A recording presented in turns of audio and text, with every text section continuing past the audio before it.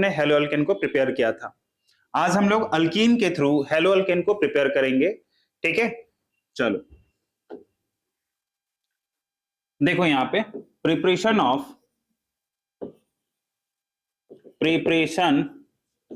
Of hello alkane, hello alkane, ठीक है ना। हेलो अल्केन को प्रिपेयर करेंगे कैसे, तो फ्रॉम एल्कीन, एल्कीन के थ्रू हम लोग हेलो अल्केन को प्रिपेयर करेंगे। देखो एल्कीन क्या होता है ये आप सबने पढ़ा होगा, एल्कीन का जनरल फॉर्मूला क्या होता है ये भी आपने पढ़ा होगा। एल्कीन में क्या होता है, डबल बॉन्ड होता है, कार्बन कार्बन के बीच में डबल बॉन्ड होते हैं, ठीक है ना। और एल्कीन के थ्रू हम लोग क्या करेंगे, हेलो अल्केन को प्रिपेयर करेंगे। ठीक है, एल्कीन के थ्रू हम लोग क्या करेंगे, हेलो अल्केन को प्रिपेयर करेंगे। देखो आप लोग सबसे पहले समझो, यहाँ पे एल्कीन हम लोग दो टाइप में पढ़ेंगे, एक तो होता है सिमेट्रिकल एल्कीन, दूसरा होगा अनसिमेट्रिकल एल्कीन। ठीक है, एक कैसा होगा, सिमेट्रिकल, सिमेट्रिकल एल्कीन, और दूसरा जो एल्कीन है वो आपका अनसिमेट्रिकल, अनसिमेट्रिकल एल्कीन। इन दोनों एल्कीन्स के बारे में हम लोग क्या करेंगे, स्टडी करेंगे, और इसके थ्रू हम लोग हेलो अल्केन को प्रिपेयर करेंगे।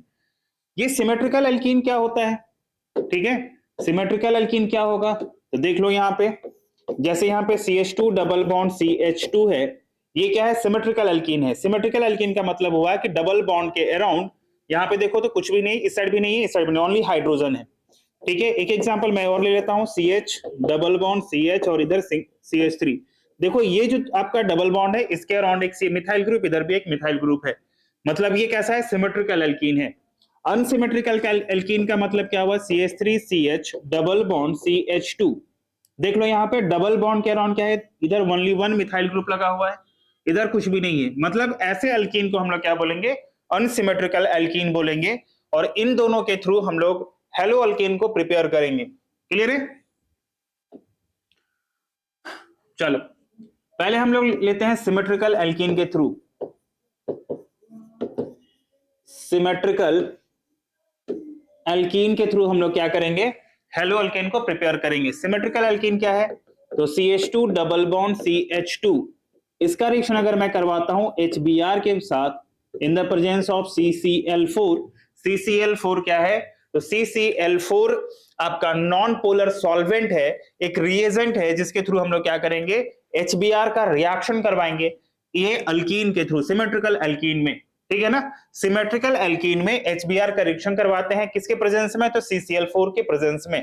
तो यहां से क्या होगा, ये जो CCl4 है इन दोनों के बीच का बॉन्ड को ब्रेक करेगा, और जैसे ही यहाँ पे बॉन्ड ब्रेक होगा तो H पे पॉजिटिव चार्ज और Br पे कैसा चार्ज आएगा, नेगेटिव चार्ज आएगा।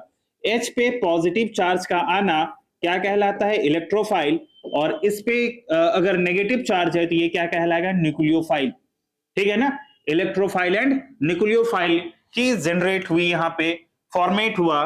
ठीक है ना, अब ये क्या हुआ, यहाँ पर जो पाई बॉन्ड है, ये पाई बॉन्ड कैसा है, एक सिग्मा एक पाई है, यहाँ पे pi loosely pi electrons, loosely pi electrons होने के कारण ये क्या करेगा, ये पाई बॉन्ड अगर इस साइड शिफ्ट करता है तो इस पे पार्शियल नेगेटिव और इस पे कैसा चार्ज होगा, पार्शियल पॉजिटिव चार्ज होगा। ठीक है, ये पार्शियल नेगेटिव चार्ज क्या करेगा, इलेक्ट्रोफाइल की तरफ अटैक करेगा, और जैसे ही इलेक्ट्रोफाइल की तरफ अटैक होगा तो CH2 के ऊपर पॉजिटिव चार्ज CH और यहाँ पे एक हाइड्रोजन। ठीक है, अब यहाँ पे न्यूक्लियोफाइल क्या है, Br माइनस है, तो ये जो Br माइनस है वो इस पे अटैक करेगा, और जैसे इस पे अटैक होगा तो CH2 Br और यहाँ पे क्या हो जाएगा, CH3 की फॉर्मेशन हुई। यहाँ पे देख लो आपने क्या देखा, यहाँ पे अल्काइल हेलाइड की फॉर्मेशन हो गई, हेलो अल्केन की प्रिपरेशन फॉर्मेशन हुई, और ये हेलो अल्केन का नाम क्या है, तो ये है इथाइल ब्रोमाइड, इथाइल ब्रोमाइड, या कह सकते हो आप ब्रोमो इथेन, इथाइल ब्रोमाइड या bromo ethane, bromo ethane. Clear है, यहां पे हमने क्या फॉर्म किया, प्रिपेयर किया, इथाइल ब्रोमाइड की फॉर्मेशन हुई। ठीक है ना, किसके थ्रू, तो सिमेट्रिकल एल्कीन इथीन के थ्रू, किसके प्रेजेंस साथ रिएक्शन करवाया था हमने, HBr के साथ रिएक्शन करवाया था in the presence of CCl4। CCl4 क्या है, तो एक नॉन पोलर सॉल्वेंट है। ठीक है, कैसा सॉल्वेंट है, नॉन पोलर सॉल्वेंट।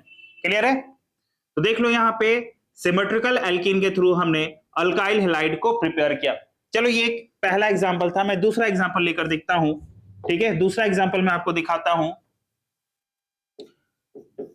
ये है आपका CH3 CH double bond CH और यहां पे क्या है CH3 है। ये क्या अल्कीन है, तो ये ब्यूट टू इन, ठीक है ना, ब्यूट टू इन, ब्यूटीन कह सकते हो या ब्यूट टू इन का रिएक्शन हमने करवाया HCl के साथ in the presence of CCl4, ठीक है ना, in the presence of CCl4। तो यहां पे क्या फॉर्म होगा, CH3CH किसी एक पोजीशन में, देख लो ये सिमेट्रिकल एल्कीन होने के कारण क्या होगा, यहाँ पे H प्लस और इस पे Cl माइनस किसी एक कार्बन पे H प्लस जाकर अटैक करेगा और किसी एक कार्बन पे Cl माइनस जाकर अटैक करेगा, ठीक है ना। तो यहाँ पे लगा दो आप H और यहाँ पे Cl लगा दो और यहाँ पे क्या हो गया CH3। तो यहाँ पे कंपाउंड क्या बना, 2 क्लोरो ब्यूटेन की फॉर्मेशन हुई। 2 क्लोरो ब्यूटेन क्या है, एक हेलो अल्केन है, ठीक है ना, और हमने सिमेट्रिकल एल्कीन के थ्रू हेलो अल्केन को प्रिपेयर किया। क्लियर है, चलो कुछ हेलो अल्केन हम लोग अनसिमेट्रिकल अल्कीन के थ्रू प्रिपेयर करते हैं, ठीक है, अनसिमेट्रिकल एल्कीन, ठीक है, अनसिमेट्रिकल एल्कीन के थ्रू हम लोग क्या करेंगे, हेलो अल्केन को प्रिपेयर करेंगे। अनसिमेट्रिकल एल्कीन क्या है, तो मैं एक एग्जांपल से आपको समझाता हूं। CH3 CH double bond CH2, ये कैसा एल्कीन है, तो ये अनसिमेट्रिकल एल्कीन है, ठीक है। ये कौन सी एल्कीन है, तो प्रोपीन है, प्रोपीन, ठीक है ना। इसका रिएक्शन अगर मैं HCl के साथ करवाता हूं in the presence of CCl4, carbon tetrachloride, ठीक है, तो यहां पर जो कंपाउंड बनेगा वो CH3 CH Cl और यहां पे CH3 बन जाएगा, ठीक है। देखो मैंने ऐसे ही कंपाउंड लिख दिया है, आपको इस रिएक्शन को समझाने के लिए मैं इसकी मैकेनिज्म आपको दिखा रहा हूं और मैकेनिज्म के थ्रू आप इजीली समझ पाओगे कि क्लोरीन जो है वो सेकंड पोजीशन पे ही आकर क्यों लगी है, ठीक है। क्लोरीन तो इस कार्बन पे भी आके लग सकता है, ठीक है ना, क्लोरीन इस कार्बन पे लग सकता है, क्लोरीन मिडिल वाले कार्बन पे ही आकर क्यों लगा है, तो मैं आपको इसकी मैकेनिज्म दिखाता हूं और मैकेनिज्म के थ्रू आप इजीली समझ पाओगे कि क्लोरीन जो है वो मिडिल कार्बन पे ही क्यों लगा है। क्लियर है, चलो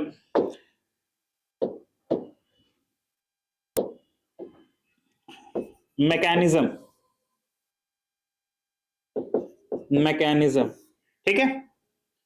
देख लो यहां से ये बॉन्ड ब्रेक करेगा, इस पे पॉजिटिव और इस पे नेगेटिव, किसके प्रेजेंस में, CCl4 के प्रेजेंस में। जैसे ही CCl4 के प्रेजेंस में अगर यहाँ पे बॉन्ड की ब्रेकिंग होगी तो ये जो है CH3 single bond CH double bond CH2, ठीक है, ये क्या करेगा, ये जो इलेक्ट्रोफाइल है यहाँ पे, ये जो इलेक्ट्रोफाइल है H प्लस और Cl माइनस, H प्लस कैसा है इलेक्ट्रोफाइल, Cl माइनस क्या होगा न्यूक्लियोफाइल। क्यों, क्योंकि Cl के ऊपर नेगेटिव चार्ज और नेगेटिव चार्ज न्यूक्लियोफाइल कहलाता है। क्यों, क्योंकि यहाँ पे इलेक्ट्रॉन की एफिशिएंसी होती है और यहाँ पे क्या है H के ऊपर पॉजिटिव चार्ज, मतलब यहाँ पे इलेक्ट्रॉन्स की डेफिशिएंसी और डेफिशिएंसी होने के कारण क्या होगा, ये जो होगा वो इलेक्ट्रॉन्स को अपने तरफ अट्रैक्ट करेगा, इलेक्ट्रॉन्स को लाइक करेगा और ये किसको लाइक करेगा, न्यूक्लियस को लाइक करेगा, ठीक है ना। अब यहाँ पे मैंने आपको लास्ट स्लाइड में हमने बताया था कि यहाँ पाई बॉन्ड है, मतलब यहाँ पे लूजली पाई इलेक्ट्रॉन्स है और ये लूजली पाई इलेक्ट्रॉन्स क्या करेगा, अगर ये इधर शिफ्ट होगा, ठीक है, यहाँ पे मैं दो कंडीशन आपको बता रहा हूं, या तो ये पाई इलेक्ट्रॉन्स इस साइड शिफ्ट हो या पाई इलेक्ट्रॉन्स इधर शिफ्ट हो, ठीक है ना। मैं दो दो कंडीशन बता रहा हूं, पहला कंडीशन ये है कि पाई बॉन्ड इधर शिफ्ट हो, दूसरा कंडीशन हो कि पाई बॉन्ड अगर इधर शिफ्ट होता है तो देख लो यहाँ पे क्या बनते हैं, ठीक है। फर्स्ट में यहां पे देखो, अगर पाई बॉन्ड शिफ्ट होता है लास्ट वाले कार्बन पे तो यहां पे CH2 इस पे नेगेटिव और इस पे क्या हो जाएगा पॉजिटिव चार्ज। दूसरी कंडीशन है कि अगर वो शिफ्ट होता है मिडिल वाले कार्बन पे तो यहां पे CH पे नेगेटिव और यहां पे क्या हो जाएगा CH2 पे पॉजिटिव चार्ज। नेगेटिव चार्ज का मतलब क्या हुआ, इलेक्ट्रोफाइल को अपनी तरफ अट्रैक्ट करेगा और जैसे ही इलेक्ट्रोफाइल को अपनी तरफ अट्रैक्ट किया, ठीक है, तो यहां पे क्या हो जाएगा आपका हाइड्रोजन, ठीक है, और यहां पे क्या हो जाएगा हाइड्रोजन। अब मुझे बताओ कि ये जो है नेगेटिव चार्ज, ठीक है ना,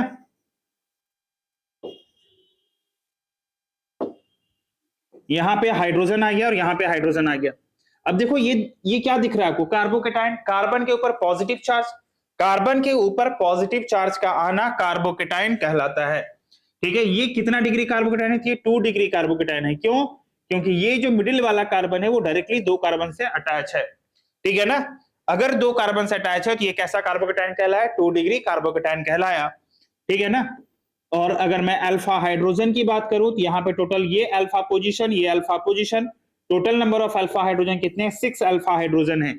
ठीक है, total number of alpha hydrogen कितने हैं, 6 है, और 6 अल्फा हाइड्रोजन है। यहाँ पे total number of alpha hydrogen कितना है, तो 3 अल्फा हाइड्रोजन है। अब मुझे बताओ कि ज्यादा स्टेबल कौन होगा। अगर हम लोग कार्बोकेटाइन के बेसिस पे देखें तो 2 डिग्री कार्बोकेटाइन ज्यादा स्टेबल होता है 1 डिग्री कार्बोकेटाइन से। ठीक है ना, 2 डिग्री कार्बोकेटाइन क्या होता है, ज्यादा स्टेबल होता है किससे, 1 डिग्री कार्बोकेटाइन से। और अगर मैं हाइपर कॉन्जुगेशन के बेसिस पे देखूं तो यहाँ पे मोर number of alpha hydrogen more is the stability, मतलब यहाँ पे 6 अल्फा हाइड्रोजन है और यहाँ पे 3 अल्फा हाइड्रोजन है, तो क्या होगा आपका, सॉरी यहाँ पे 2 अल्फा हाइड्रोजन, 3 नहीं। ठीक है, यहाँ पे क्या है, 6 अल्फा हाइड्रोजन है, यहाँ पे 2 अल्फा हाइड्रोजन है। तो ऑब्वियस सी बात है कि 6 अल्फा हाइड्रोजन ज्यादा होने के कारण ये ज्यादा स्टेबल होगा। ठीक है, ये क्या होगा, ज्यादा स्टेबल होगा। फर्स्ट वाला जो होगा वो ज्यादा स्टेबल होगा और सेकंड वाला जो होगा वो लेस स्टेबल होगा, जिसके कारण जो मेजर प्रोडक्ट की फॉर्मेशन होगी, ठीक है, मेजर प्रोडक्ट की फॉर्मेशन होगी। अभी हमने यहाँ पे कार्बोकेटाइन बनाया था CH3CH पॉजिटिव चार्ज और यहाँ पे CH3। ठीक है, यहां पर जो मेजर प्रोडक्ट होगा वो क्या बनेगा आपका, यहाँ पे Cl माइनस अटैक करेगा और यहाँ पे CH3 CH Cl और यहाँ पे क्या हो जाएगा CH3 मींस 2 क्लोरोप्रोपेन की फॉर्मेशन हो गई है। ठीक है, 2 क्लोरोप्रोपेन की फॉर्मेशन हुई।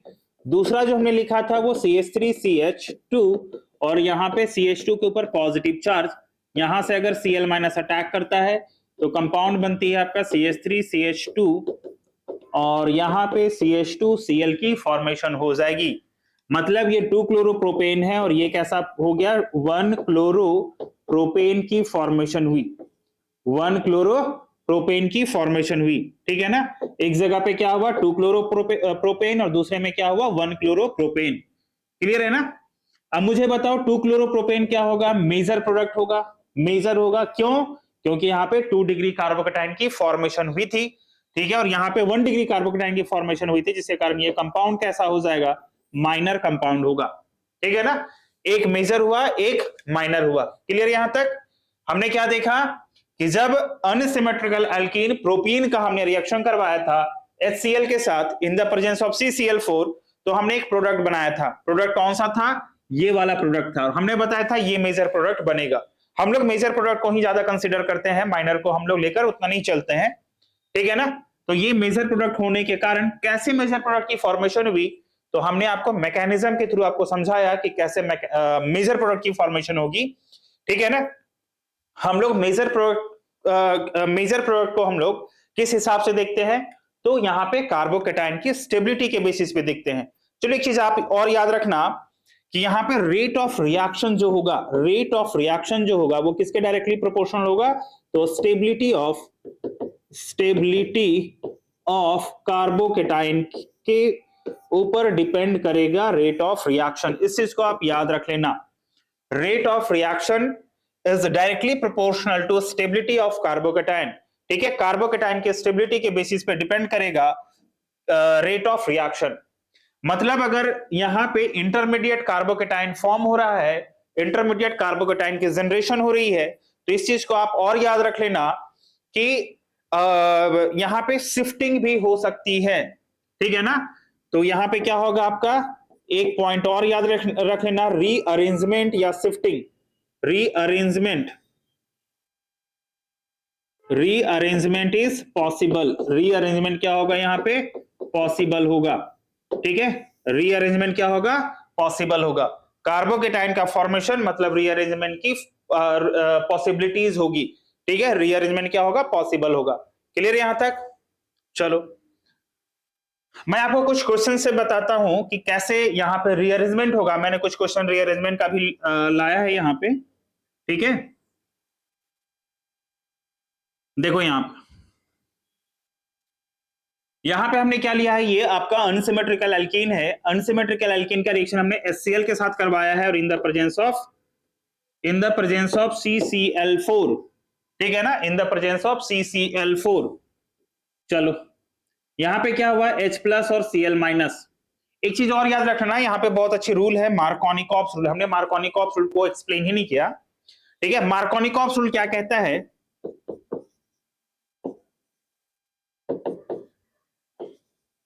मार्कोनिकॉप्स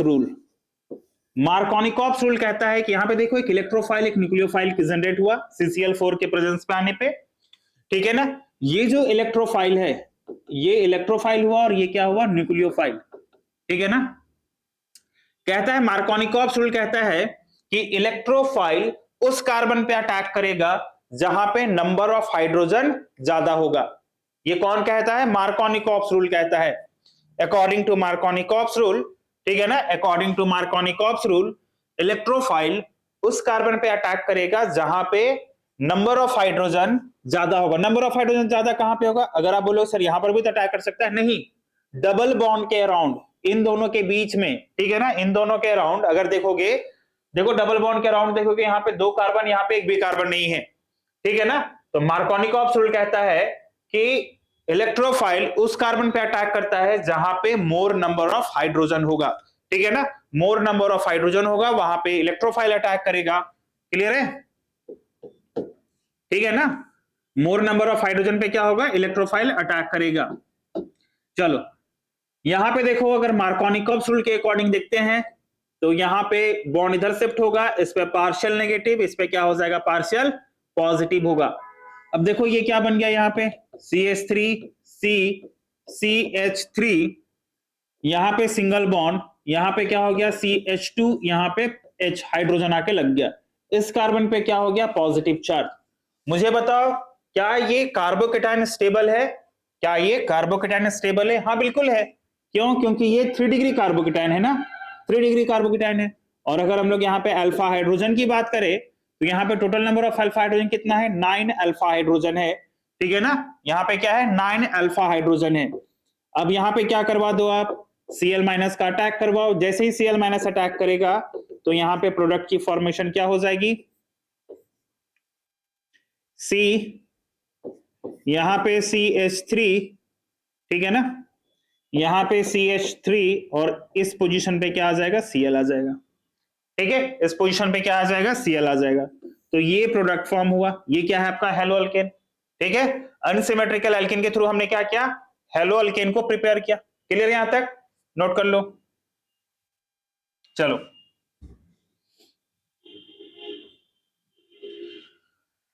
यहां पे देखो, ये भी कैसा एल्कीन है, अनसिमेट्रिकल एल्कीन है। अनसिमेट्रिकल एल्कीन में हमने क्या किया है, HBr के साथ HBr का रिएक्शन करवाया है CCl4 के प्रेजेंस में, ठीक है ना। HBr का रिएक्शन हमने किसके साथ करवाया है, CCl4 के प्रेजेंस में रिएक्शन करवाया है। जैसे ही CCl4 के प्रेजेंस में आएगा, ये H प्लस और ये Br माइनस ब्रेक होगा, ठीक है ना। अकॉर्डिंग टू मार्कोनिकॉप्स रूल के अकॉर्डिंग हम लोग देखें तो ये क्या होगा, इधर शिफ्ट होगा, जैसे यहाँ पे शिफ्ट होगा तो ये कुछ ऐसा फॉर्म कर लेगा, यहां पे CH2 और इस जगह पे H प्लस हाइड्रोजन और यहां पे क्या हो जाएगा, पॉजिटिव चार्ज, ठीक है ना। अब ये Br माइनस यहां पे अटैक करेगा तो यहां पे कंपाउंड क्या बन गया,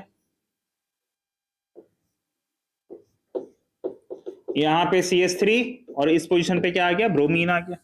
क्लियर है, इस पोजीशन पे क्या आ गया, ब्रोमीन आ गया। क्लियर है ना, नोट कर लो।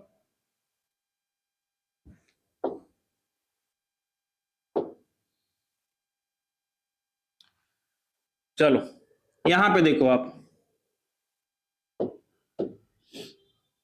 देखो ये भी कैसा एल्कीन है, अनसिमेट्रिकल एल्कीन है।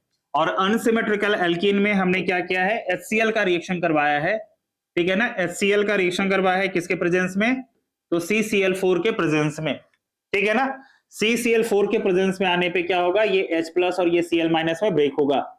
यहां पर जो पाई बॉन्ड है वो पाई बॉन्ड कैसा है, तो लूजली पाई बॉन्ड है, और लूजली पाई इलेक्ट्रॉन्स होने के कारण ये पाई बॉन्ड इधर शिफ्ट करेगा according to Markovnikov's rule.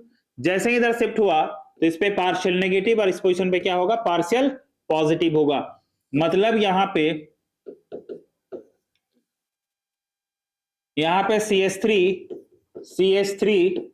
CH3 और यहाँ पे क्या आ जाएगा, CH पे पॉजिटिव चार्ज और यहाँ पे CH2 और ये हाइड्रोजन यहाँ पे अटैक किया। अब मुझे बताओ कि ये कितना डिग्री कार्बोकेटायन है, तो ये 2 डिग्री कार्बोकेटायन है। ठीक है, ये कैसा कार्बोकेटायन है, 2 डिग्री कार्बोकेटायन है। क्लियर है, ये 2 डिग्री कार्बोकेटायन है। क्या ये 2 डिग्री कार्बोकेटायन ज्यादा स्टेबल है? क्या ये 3 डिग्री में कन्वर्ट हो सकता है? 2 डिग्री से भी ज्यादा स्टेबल कौन होता है? 3 डिग्री कार्बोकेटायन होता है। ठीक है ना, 2 डिग्री कार्बोकेटायन से ज्यादा स्टेबल कौन होगा? 3 डिग्री कार्बोकेटायन होगा। तो क्या ये 3 डिग्री में कन्वर्ट हो सकता है? देखो, मैंने आपको शिफ्टिंग के बारे में प्रीवियस वीडियो में ही बताया था कि जहां पर कार्बोकेटायन होगी वहां पे शिफ्टिंग पॉसिबिलिटीज है। ठीक है, शिफ्टिंग हो सकती है। कौन कौन सी शिफ्टिंग हो सकती है? तो एक तो हमने हाइड्राइड शिफ्टिंग के बारे में डिस्कस किया था, एक मिथाइल शिफ्टिंग के बारे में डिस्कस किया था और एक रिंग एक्सपेंशन के बारे में डिस्कस किया था। ठीक है, शिफ्टिंग क्यों होती है? तो हमने ये भी बताया था टू गेन या टू अचीव स्टेबिलिटी, स्टेबिलिटी को अचीव करने के लिए, स्टेबिलिटी को गेन करने के लिए शिफ्टिंग की पॉसिबिलिटीज होती है। क्लियर है? चलो, यहां पे किस टाइप की शिफ्टिंग होगी?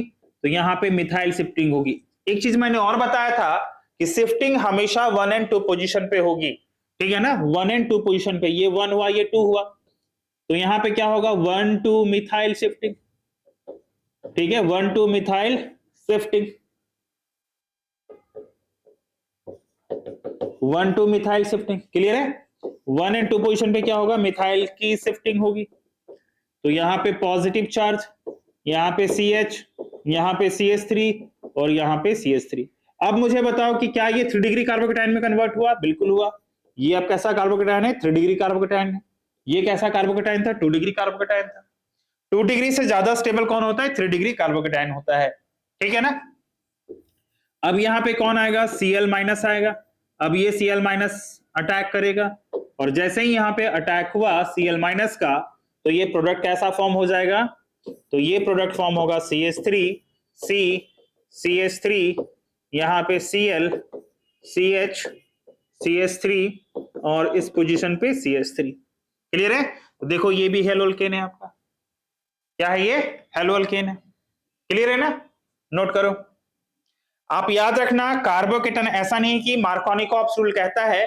देखो, मार्कोनिकॉप्स रूल क्या बोला था कि जहां पे लेस नंबर ऑफ हाइड्रोजन होगा, ठीक है, वहां पे न्यूक्लियोफाइल अटैक करेगा और जहां पे मोर नंबर ऑफ हाइड्रोजन होगा वहां पे इलेक्ट्रोफाइल अटैक करेगा।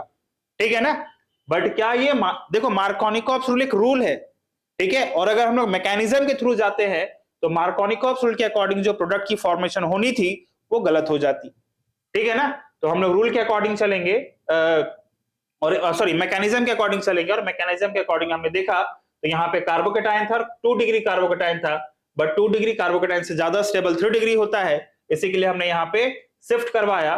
किस टाइप की शिफ्टिंग हुई? तो मिथाइल शिफ्टिंग हुई। देख लो, यहाँ पे मैंने लिखा है मिथाइल की शिफ्टिंग, और मिथाइल शिफ्टिंग होने के कारण ये प्रोडक्ट है वो अब स्टेबल प्रोडक्ट की फॉर्मेशन होगी। क्लियर है? चलो नोट कर लो। चलो आगे बढ़ते हैं।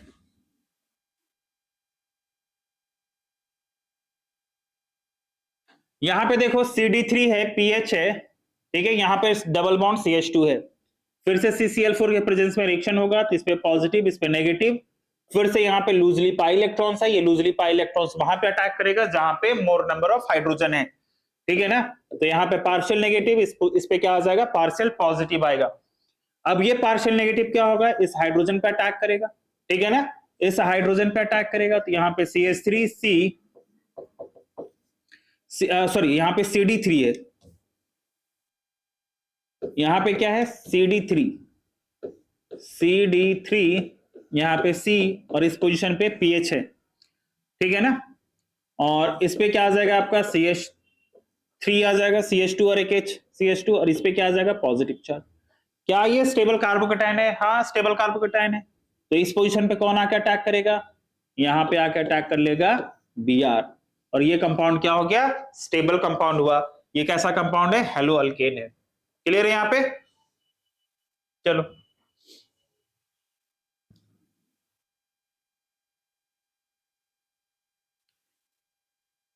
एक चीज यहाँ पे और देख लो आप, देखो तो, अगर मैं इसको ऐसे लिखूं, ठीक है, अगर मैं इसे ऐसे लिखूं, यहां पे क्या आ जाएगा CD3, यहाँ पे C, यहाँ पे CH3 लगा दो, यहाँ पे PH, और यहाँ पे क्या है Br। क्या ये कार्बन कायरल है? आपने आइसोमेरिज्म में पढ़ा होगा कायरल के बारे में, ऑप्टिकल आइसोमेरिज्म में आपने स्टडी किया होगा कायरलिटी, कायरल के बारे में। कायरल क्या होता है? एक ऐसा कार्बन जिसकी चारों वैलेंसीज पे डिफरेंट डिफरेंट फंक्शनल ग्रुप लगे होते हैं। देखो यहाँ पे CD3 है, यहाँ पे CH3 है, यहाँ पे Br है, यहाँ पे PH है, ठीक है ना। मतलब ये कार्बन कैसा है? कायरल कार्बन है, ठीक है। कायरल कार्बन की एक कंडीशन और थी। पहला कंडीशन तो ये था कि इसकी चारों वैलेंसीज पे डिफरेंट डिफरेंट फंक्शनल ग्रुप होने चाहिए, बिल्कुल है। दूसरी कंडीशन ये थी कि वो जो कायरल सेंटर होगा वो कैसा होना चाहिए? sp3 हाइब्रिडाइज्ड होना चाहिए, ठीक है। ये कायरल सेंटर कैसा है? तो sp3 हाइब्रिडाइज्ड है, बिल्कुल है sp3 हाइब्रिडाइज्ड, ठीक है ना। ये कैसा है? sp3 हाइब्रिडाइज्ड है, ठीक है ना। ये कैसा है? sp3 हाइब्रिडाइज्ड होना चाहिए। क्लियर है यहां तक? चलो अब मुझे बताओ, इसका जो मिरर इमेज होगा, ठीक है ना, इसका जो मिरर इमेज होगा, यहां पे आपका आ जाएगा CD3, यहां पे लगा दो CH3, यहां पे PH, और इस पोजीशन पे क्या होगा? Br होगा। क्या ये दोनों कंपाउंड एक दूसरे का इनैंशियोमर होगा? इनैंशियोमर। इनैंशियोमर क्या होता है? इनैंशियोमर क्या होता है? तो मिरर इमेज आर, जो non superimposable mirror image are enantiomer, ठीक है ना। जो non superimposable mirror image हो, जो सुपर इंपोज ना कर पाए। सुपर इंपोज का मतलब क्या हुआ? अगर ये फंक्शनल ग्रुप लगे हुए हैं, ये कायरल सेंटर है, तो देखो तो क्या कंप्लीटली ओवरलैप कर रहा है? सुपर इंपोज कर रहा है? नहीं ना। लिटिल फिंगर के पास क्या आ रहा है? थंब आ रहा है, और थंब के पास क्या आ रहा है? लिटिल फिंगर आ रहा है। क्या super impose completely super impose कर रहा है? नहीं कर रहा है, ठीक है ना। तो जो non superimposable mirror image हो, ऐसे को हम लोग क्या बोलेंगे? एनांशियोमर बोलेंगे। क्लियर है ना। एनांशियोमर क्या है? तो ये दोनों कंपाउंड क्या है? एक दूसरे का non superimposable mirror image है। अगर ये वाला जो कंपाउंड है वो पीपीएल को क्लॉकवाइज रोटेट कर रहा है, तो डेफिनेटली ये कंपाउंड कैसा होगा? एंटी क्लॉकवाइज रोटेट करेगा, ठीक है ना। अगर ये क्लॉकवाइज रोटेट कर रहा है तो ये कैसा रोटेट करेगा? एंटी क्लॉकवाइज रोटेट करेगा। किसको रोटेट करेगा? पीपीएल, प्लेन पोलराइज्ड लाइट को। क्लियर है ना। मतलब ये दोनों कंपाउंड एक दूसरे का मिरर इमेज है, और मिरर इमेज होने के साथ साथ ये दोनों क्या है? एक ऑप्टिकली एक्टिव कंपाउंड है। क्लियर है ना। ऑप्टिकली एक्टिव कंपाउंड है।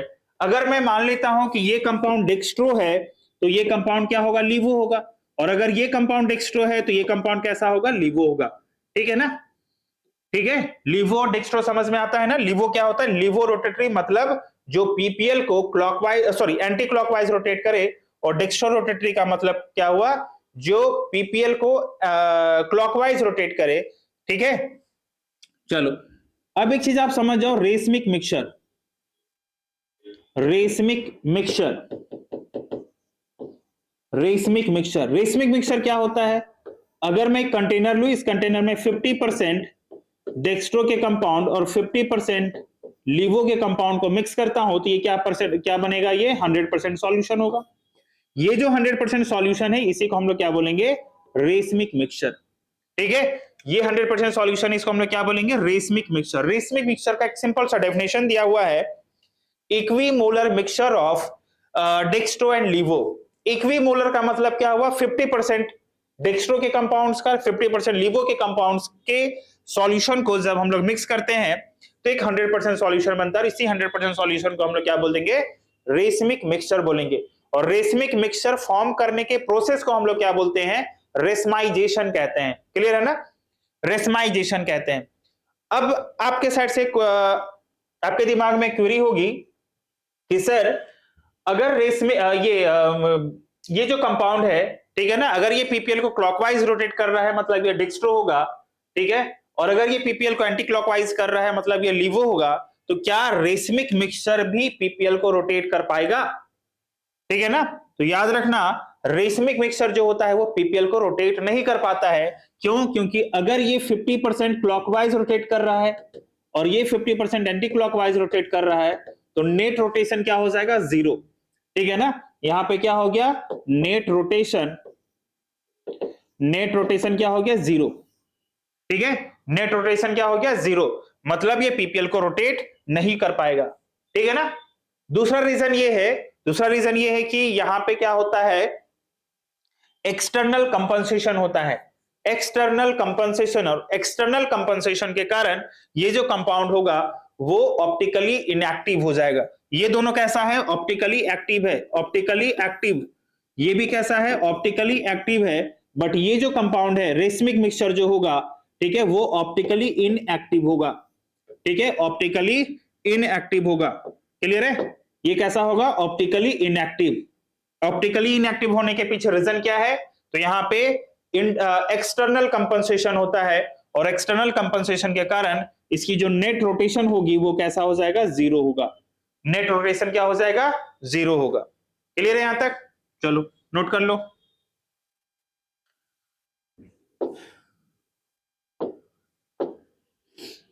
यहां पे देखो एक कंपाउंड है, ये भी एक अनसिमेट्रिकल एल्कीन है। यहां पे HCl के साथ रिएक्शन हमने करवाया है, H पे प्लस और Cl पे नेगेटिव चार्ज।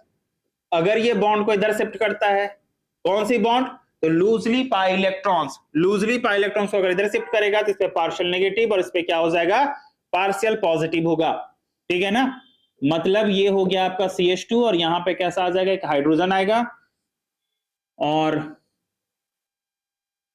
यहां पे कार्बन, यहां पे ड्यूटेरियम है, और यहां पे क्या लगा हुआ है, फेनाइल, बेंजीन लगा हुआ है। ठीक है ना, फेनीन लगा हुआ है, और इस पोजीशन पे क्या आ गया है आपका, तो इस पोजीशन पे पॉजिटिव चार्ज।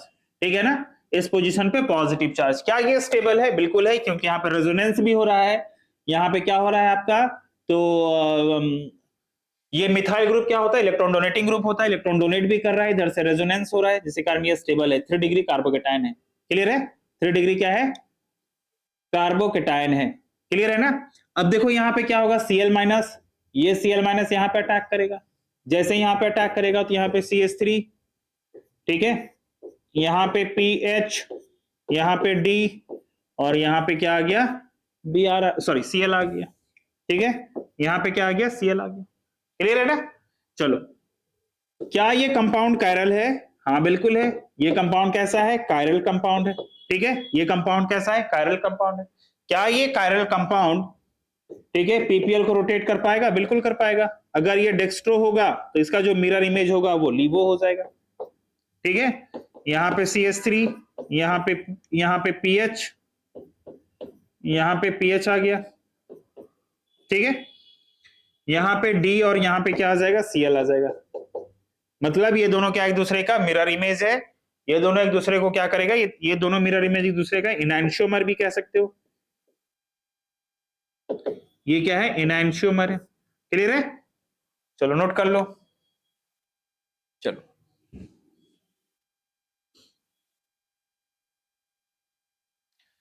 तो अभी हमने क्या देखा, मार्कोनिकॉफ्स रूल के अकॉर्डिंग, ठीक है, हमने हेलो अल्केन को प्रिपेयर किया। उसमें से हमने कुछ क्वेश्चंस को भी हमने डिस्कस किया है। चलो, अब नेक्स्ट जो है वो एंटी मार्कोनिकॉफ्स रूल को हम लोग स्टडी करते हैं। एंटी मार्कोनिकॉफ्स,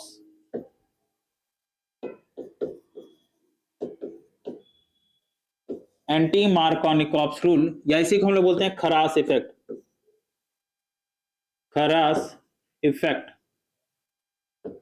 ठीक है, इसको हम लोग क्या बोलेंगे, खरास इफेक्ट। ठीक है, अब ये एंटी मार्कोनिकॉफ्स रूल क्या है, तो याद रखना मार्कोनिकॉफ्स के जस्ट उल्टा है। मार्कोनिकॉफ्स क्या कहता है, मार्कोनिकॉफ्स रूल कहता है कि इलेक्ट्रोफाइल वहां पे अटैक करेगा जहां पे मोर नंबर ऑफ हाइड्रोजन होगा। एंटी मार्कोनिकॉफ्स रूल कहता है कि हाइड्रोजन या इलेक्ट्रोफाइल उस कार्बन पे अटैक करेगा जहां पे मोर number of hydrogen, less number of hydrogen होगा। ठीक है ना। चलो, हमने एक एग्जांपल से मैं आपको समझाता हूं। CH3 CH double bond CH2, देख लो यहाँ पे ये HBr, और यहाँ पे हम लोग जो है वो एक रिएजेंट यूज करते हैं, वो है आपका ऑर्गेनिक परऑक्साइड। ठीक है, ये कैसा परऑक्साइड है, ऑर्गेनिक परऑक्साइड है। ऑर्गेनिक परऑक्साइड में एक एग्जांपल आप ले सकते हो, बेंजोइल परऑक्साइड। ठीक है, बेंजोइल पेरोक्साइड C6H5,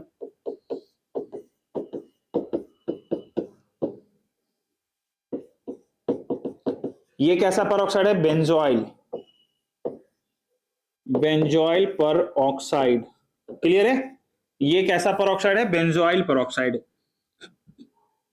ये बेंजोइल पेरोक्साइड के प्रेजेंस में जब हम लोग रिएक्शन करेंगे, या ऑर्गेनिक पेरोक्साइड के प्रेजेंस में जब हम लोग रिएक्शन करेंगे HBr का, ठीक है ना, तो यहां से जो कंपाउंड बनता है वो आपका CH3CH, यहां पे H होगा और यहां पे CH2, इस पोजीशन पे क्या आ जाएगा? Br। ठीक है ना? देखो तो उल्टा है ना, मार्कोनिकॉप्स के जस्ट उल्टा है। मार्कोनिकॉप्स कहता है कि H उस पोजीशन पे अटैक करेगा जहां पे मोर नंबर ऑफ हाइड्रोजन है, ठीक है ना, जहां पर क्या हो? मोर नंबर ऑफ हाइड्रोजन। और Br कहां पे अटैक करेगा? जहां पे लेस नंबर ऑफ हाइड्रोजन हो। बट यहां पे जस्ट उल्टा हुआ है, ठीक है ना? क्यों हुआ है मैं आपको मैकेनिज्म के थ्रू मैं बताता हूं। याद रखना एक चीज और याद रख लेना कि anti Markovnikov's rule is only applicable on HBr and peroxide. ठीक है ना? एंटी मार्कोनिकॉप्स रूल कहां पे एप्लीकेबल होता है? तो ओनली एप्लीकेबल होता है HBr एंड पेरोक्साइड में। क्यों होता है? तो मैं आपको मैकेनिज्म के थ्रू बताता हूं। क्लियर है? चलो नोट कर लो आप लोग इसे। चलो हम मैकेनिज्म देखते हैं। हमने यहां पे लिया था CH3CH डबल बॉन्ड CH2, इसका रिएक्शन मैंने करवाया था HBr के साथ, और यहां पे एक ऑर्गेनिक पेरोक्साइड हमने लिया है।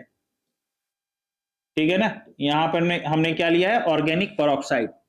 जब हम लोग ऑर्गेनिक पेरोक्साइड के प्रेजेंस में रिएक्शन करवाते हैं, ठीक है ना, ऑर्गेनिक पेरोक्साइड के प्रेजेंस में जब हम लोग रिएक्शन करवाते हैं तो यहां पे क्या होगा?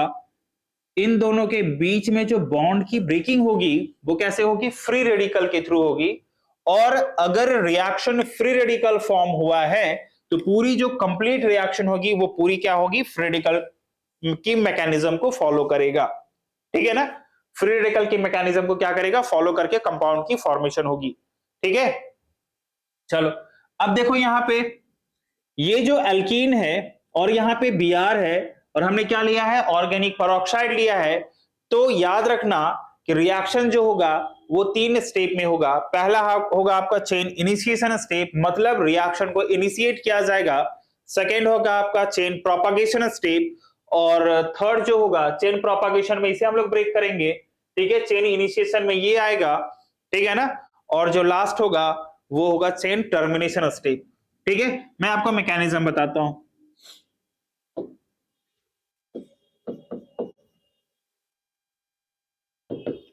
मैकेनिज्म देखो, इस मैकेनिज्म में हम लोग क्या करेंगे? पहला चेन को इनिशिएट करेंगे HBr के साथ, किसके प्रेजेंस में? तो ROR, सॉरी, ऑर्गेनिक पेरोक्साइड के प्रेजेंस में। ठीक है? जैसे ही ऑर्गेनिक पेरोक्साइड के प्रेजेंस में हम लोग रिएक्शन करवाते हैं तो यहां पे क्या होगा? बॉन्ड की ब्रेकिंग होगी, मतलब हाफ इलेक्ट्रॉन इधर और हाफ इलेक्ट्रॉन यहां पे जाएगा। ठीक है ना? जैसे यहां पे ब्रेक हुआ तो ये क्या आ जाएगा आपका? ये भी आपका हाफ इलेक्ट्रॉन में ब्रेक होगा, मतलब ये भी, अगर ये फ्री रेडिकल फॉर्म हो रहा है तो ये भी क्या होगा? फ्री रेडिकल फॉर्म होगा। अब देखो यहां से क्या आ गया? H पे फ्री रेडिकल और Br पे फ्री रेडिकल, और यहां पे क्या होगा? R एंड O पे फ्री रेडिकल, ये 2 मोल ऑफ RO पे क्या हो जाएगा? फ्री रेडिकल होगा। क्लियर है? अब मुझे बताओ, Br पे भी फ्री रेडिकल है, H पे भी फ्री रेडिकल है। अब ये H पहले इसके पास जाकर अटैक करेगा या Br इसके पास जाकर अटैक करेगा? ये मुझे बताओ।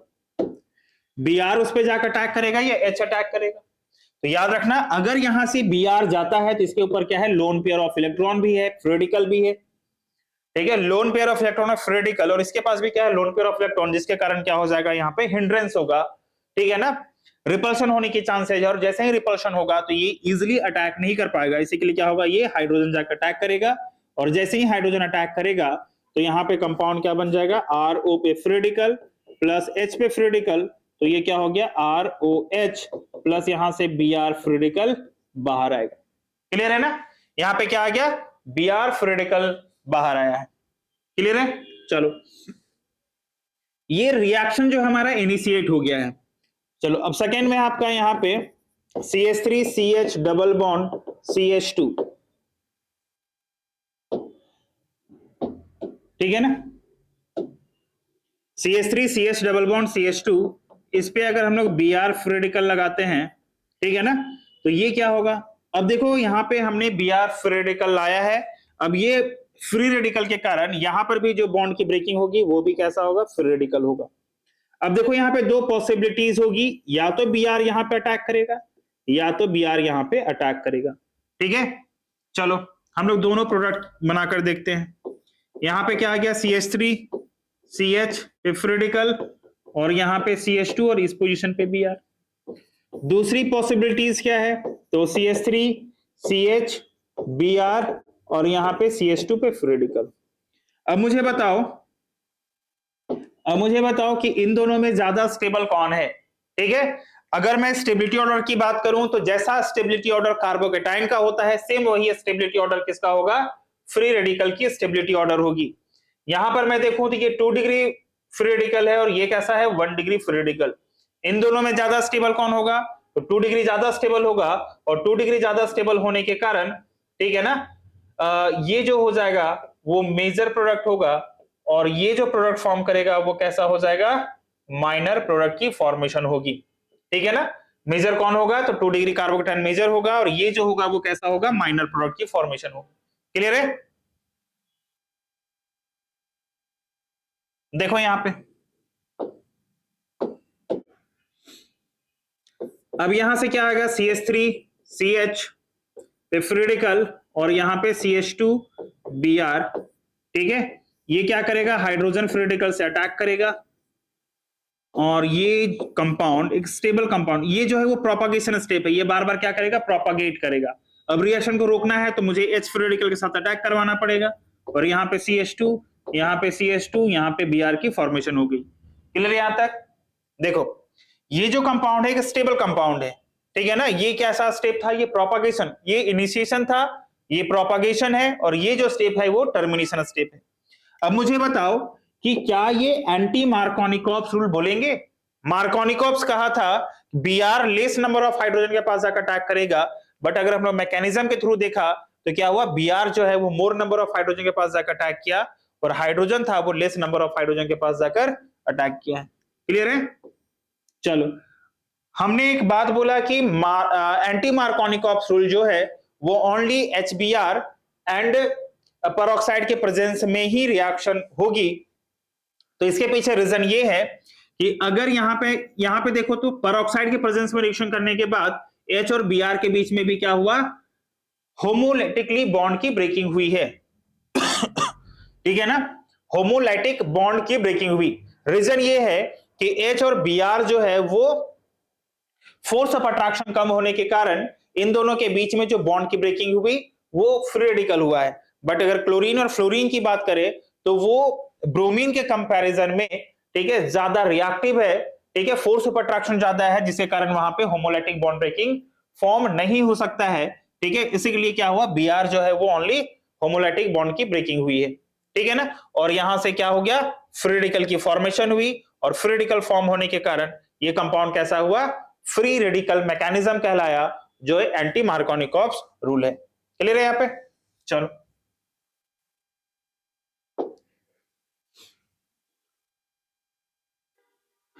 तो इसे आप लोग नोट कर लो, ठीक है, इसे आप लोग नोट कर लो। चलो अब यहां पे कुछ और रिएक्शंस हैं, ठीक है, इसको हम लोग बोलेंगे हैलोजन एक्सचेंज मेथड, ठीक है। हैलोजन एक्सचेंज मेथड के थ्रू हम लोग क्या करेंगे, हेलो अल्केन को प्रिपेयर करेंगे। हैलोजन एक्सचेंज मेथड में फर्स्ट आपका जो है वो फिंकलिस्टीन रिएक्शन है। फिंकलिस्टीन रिएक्शन, देखो ये फिंकलिस्टीन रिएक्शन क्या है, तो फिंकलिस्टीन रिएक्शन के थ्रू हम लोग मिथाइल आयोडाइड की फॉर्मेशन कर सकते हैं, ठीक है। हमने लास्ट क्लास में हैलोजिनेशन ऑफ अल्केन में देखा था कि आयोडीन का रिएक्शन हम लोग इजीली नहीं करवा सक रहे थे, क्यों, क्योंकि HI फॉर्म हो जाने के बाद क्या हो रहा था, वो हाईली रिड्यूसिंग नेचर होने के कारण वो रिवर्सिबल रिएक्शन शो कर रहा था, ठीक है ना। इसी कारण हम लोग फिंकलिस्टीन मेथड के थ्रू हम लोग मिथाइल आयोडाइड को फॉर्म करेंगे।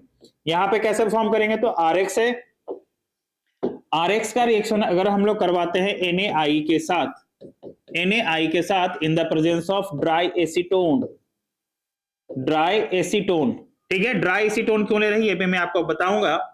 तो यहां पे कंपाउंड क्या हो जाएगा, RI फॉर्म होगा प्लस यहां से NaX बाहर चला जाएगा, ठीक है ना। RI फॉर्म होगा प्लस NaX क्या होगा, बाहर चला जाएगा। ये ड्राई एसीटोन का काम है कि अगर यहाँ पे मॉइस्चर होगा तो उस मॉइस्चर को एब्जॉर्ब करने का काम है। अगर मॉइस्चर एब्जॉर्ब नहीं करते हैं तो ये मिथाइल आयोडाइड फॉर्म ना करके या अल्काइल आयोडाइड फॉर्म ना करके ये क्या फॉर्म कर लेगा, अल्कोहल फॉर्म हो जाएगा। तो अल्कोहल फॉर्म ना करे इसी के लिए हम लोग क्या करते हैं, एज अ कैटलिस्ट हम लोग ड्राई एसीटोन का यूज करते हैं, ठीक है। जैसे आप लोग देख लो यहाँ पे CH3Cl reacts with NaI in the presence of dry acetone, तो कंपाउंड क्या बन जाएगा, CH3I प्लस यहां से क्या हो जाएगा, NaCl की फॉर्मेशन होगी। क्लियर है, नोट कर लो। याद रखना फिंकलिस्टीन में हमेशा हम लोग आयोडाइड प्रोडक्ट की फॉर्मेशन करते हैं, ठीक है। फिंकलिस्टीन रिएक्शन में किस टाइप के प्रोडक्ट की फॉर्मेशन करते हैं, तो आयोडाइड प्रोडक्ट। कैसे, तो मिथाइल हैलाइड का या अल्काइल हैलाइड का रिएक्शन करवाएंगे सोडियम आयोडाइड के साथ in the presence of dry acetone. Dry acetone का काम क्या है, तो वो मॉइस्चर को एब्जॉर्ब करता है और मॉइस्चर को एब्जॉर्ब करने के बाद ये मिथाइल आयोडाइड में कन्वर्ट होता है या अल्काइल आयोडाइड में कन्वर्ट होता है और वहां से सोडियम हैलाइड बाहर चला जाएगा, ठीक है। चलो सेकेंड मेथड आपका स्वार्ट्स रिएक्शन। स्वार्ट्स रिएक्शन, ये स्वार्ट्स रिएक्शन क्या है, तो ये भी एक हैलाइड एक्सचेंज मेथड है, ठीक है। ये भी कैसा एक हैलाइड एक्सचेंज मेथड है और इसके थ्रू हम लोग प्रिपेयर करते हैं अल्काइल फ्लोराइड को, ठीक है। हमने लास्ट क्लास में हमने आपको एक्सप्लेन किया था कि हम लोग अल्काइल फ्लोराइड को डायरेक्टली प्रिपेयर नहीं कर सकते हैं, ठीक है। हैलोजिनेशन ऑफ अल्केन में हमने आपको एक्सप्लेन किया था, क्यों, क्योंकि अगर वो HF फॉर्म करता है तो वो हाईली हाईली हाईली एक्सोथर्मिक होता है, ठीक है। और हाईली एक्सोथर्मिक होने के कारण, ठीक है, वो एक्सप्लोसिव नेचर का भी होता है जिसे स्ट्रिक्टली मना किया जाता है कि उसे लैब में न करवाया जाए, ठीक है। और अगर उस मेथड के थ्रू अगर हम लोग ना कर पाए तो इसीलिए स्वार्ट्स रिएक्शन है, स्वार्ट्स रिएक्शन को फॉलो करके हम लोग क्या करेंगे, अल्काइल फ्लोराइड की प्रिपरेशन करेंगे। अल्काइल फ्लोराइड क्या है यहां पे, तो देख लो CH3